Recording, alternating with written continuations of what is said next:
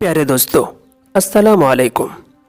आज के वीडियो में एक ऐसा वाक़या बताने वाले हैं जिससे पता चलेगा कि जिन्नातों की शादियाँ कैसे होती हैं। एक मौलाना कहते हैं जिनका नाम नवाब अली था। फरमाते हैं कि वो एक दिन आराम कर रहे थे कि इतने में मेरे दरवाज़े पर किसी ने दस्तक दी।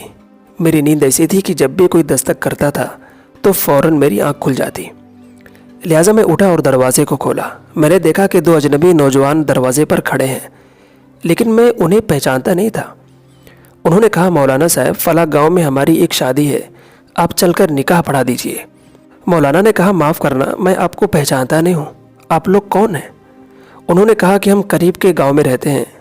उसके बाद मौलाना ने उनका नाम पूछा तो एक ने अपना नाम जंजार और दूसरे ने उफ़ुक़ बताया। मौलाना ने दिल में सोचा, काफ़ी अजीब नाम है। खैर, थोड़ी और पूछगछ के बाद उनके साथ चलने के लिए तैयार हो गया। मार्च का महीना था और थोड़ी थोड़ी ठंडक भी थी। वो मेरे आगे आगे थे और मैं उनके पीछे पीछे था। चुनांचे चलते चलते हम उस गांव के करीब पहुँचे जहां बहुत ही शानदार शामियाने लगे थे और बहुत ही उम्दा इंतजामात थे। मैं इधर उधर देख ही रहा था कि अचानक एक आवाज़ आई, खुशामदीद मौलाना साहब।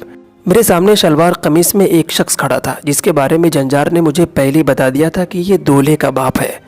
उसके बाद उसने मेरा हाथ पकड़कर मेरी मुलाकात दुल्हन के बाप से कराई। उस दौरान मैं काफ़ी हैरान था, इसलिए कि जितने भी वहाँ मौजूद थे सबके सब अजनबी थे, कोई भी मेरी पहचान का नहीं था। जबकि ज़ाती तौर पर उस गांव के लोगों को बहुत अच्छी तरीके से जानता था, लेकिन फिर भी वहाँ कोई भी नज़र नहीं आ रहा था। इतने में मैंने कुछ ऐसे लोगों को देखा जिन्हें मैं पहचानता था। तब जाकर मुझे तसल्ली हुई। मैंने उनके कामकाज के मुताल्लिक भी पूछा तो चौंकते हुए उन्होंने कहा, ठीक चल रहा है कामकाज। इतने में जंजार ने मुझे आवाज़ दी कि वक्त कम है, आएँ और निकाह पढ़ा दें। मैंने कहा, जी चलें। फिर जाकर मैंने उनका निकाह पढ़ाया।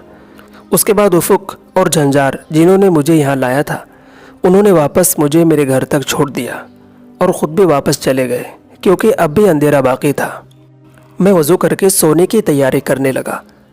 अचानक मुझे याद आया कि अगर नमाज़ फ़जर का वक्त करीब हो गया है तो पहले नमाज़ फ़जर अदा कर लेता हूँ, इसलिए कि शादी में आने जाने में बहुत वक्त लग गया था।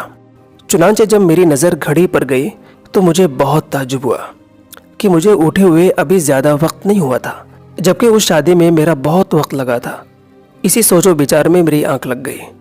सुबह जब बेदार हुआ तो उसी करीबी गांव में जाकर शादी के मुतालिक लोगों से पूछा तो गांव के लोग हैरान हुए।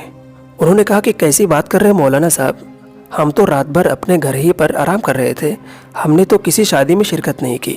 ये सुनकर मैं बहुत हैरान हुआ और वापस घर आ गया। बाद में मुझे इस बात का यकीन हो गया कि जिस शादी में मैंने शिरकत की थी वो इंसानों की नहीं बल्कि जिन्नातों की शादी थी।